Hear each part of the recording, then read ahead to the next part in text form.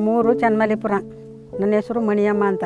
ಆಗ ಅಲ್ಲಿಗೆ ಡಾಕ್ಟ್ರ್ ತೋರ್ಸಗಂಟ ಕಣ್ಣು ಟ್ರಬಲು ಆಪ್ರೇಷನ್ಗೆ ಬರಬೇಕು ಅಂದರು. ಆಗ ನಾನು ಅಲ್ಲಿ ಹೋದೆ. ಕಣ್ಣು ಆಪ್ರೇಷನ್ ಮಾಡೋಕ್ಕಿಂತ ಮೊದಲಿಗೆ ಕಣ್ಣು ಕಾಣ್ತಿತ್ತಿಲ್ಲ ನಂಗೆ. ಆಗ ನಾನು ಅಲ್ಲಿಗೆ ಹೋಯ್ತೀಯ, ಈಗ ಎಲ್ಲ ಕೆಲಸನೂ ಮಾಡ್ಬೋದು, ಕಣ್ಣಿಗೆ ಏನೂ ಟ್ರಬಲ್ ಇಲ್ಲ.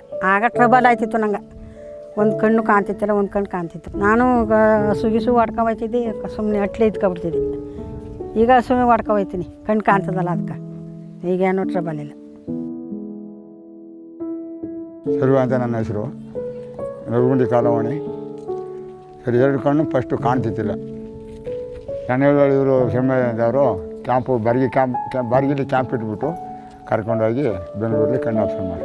ಈಗ ಕಣ್ಣು ಆಪ್ಷನ್ ಆದಮೇಲೆ 2 ಕಣ್ಣು ಆಪ್ಷನ್ ಮೇಲೆ ಕಾಣೋ ಮಟ್ಟಿಗೆ ಆದಮೇಲೆ ನಾನು ನಮ್ಮ ಹೆಂಗಸರು ಕೂಲಿಗೆ ಹೋಗಿ ತನ್ನ ಜೀವನ ಮಾಡ್ಕೊಂಡು ಸ್ವಲ್ಪ ಸಂತೋಷ ಇದ್ದಾವೆ.